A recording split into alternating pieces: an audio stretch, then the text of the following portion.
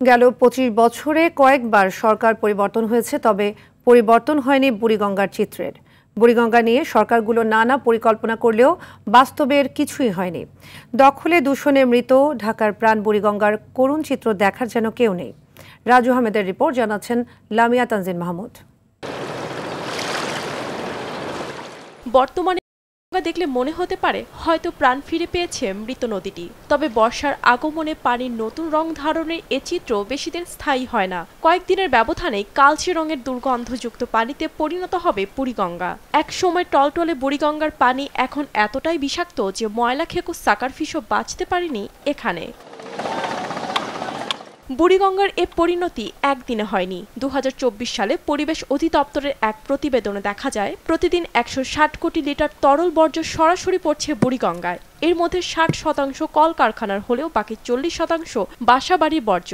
আশঙ্কার বিষয়, বহু আগেই বুড়িগঙ্গায় হারিয়ে গেছে জীববৈচিত্র্য। মাছ নেই বললেই চলে, কারণ এ পানিতে অক্সিজেনের মাত্রা এখন শূন্যের কোটায়। ডাইংয়ের যে পানিগুলো আছে, ডাইংয়ের সেসব পানি কিন্তু সরাসরি কোনো রকম পরিশোধিত ছাড়াই বিভিন্ন ইন্ডাস্ট্রিয়ালের যেই পানিগুলো বর্জ্য আছে সেগুলো কিন্তু সরাসরি নদীতে ফেলানো হচ্ছে। এই জন্যই মূলত আমাদের এই বুড়িগঙ্গা দিনের পর দিন মরে যাচ্ছে।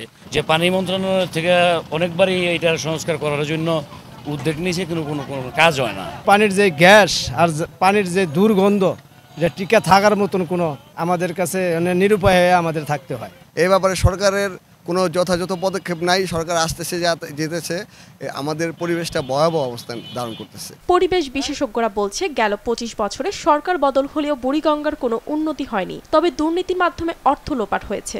আবর্জনার ভাগাড়, আর অন্যদিকে এই ভাগাড়কে কেন্দ্র করে পলিটিশিয়ান থেকে শুরু করে প্রশাসনের একটা পকেট ভারীটা তারা করেছে। এদিকে বুড়িগঙ্গা রক্ষায় পদক্ষেপ নেওয়া হবে বলে জানান এ কর্মকর্তা। যে শিল্প প্রতিষ্ঠানগুলো আছে, সেই শিল্প প্রতিষ্ঠানগুলোর মালিক সমিতির সাথে আমরা সাম্প্রতিককালে একটা সভা করেছি এবং স্পেশালি বুড়িগঙ্গাকে ফোকাস করে আমাদের কার্যক্রম আমরা কঠোরভাবে পরিচালনা করছি। দীর্ঘদিনের অবহেলা, অপরিকল্পনা, প্রভাবশালীদের স্বেচ্ছাচারিতা সহ বুড়িগঙ্গা মরে যাওয়ার পেছনে রয়েছে নানা কারণ। এসব কারণের অবসান হবে, প্রাণ ফিরে পাবে বুড়িগঙ্গা, এমনটাই প্রত্যাশা সকলের। লামিয়া তানজিন মাহমুদ, RTV।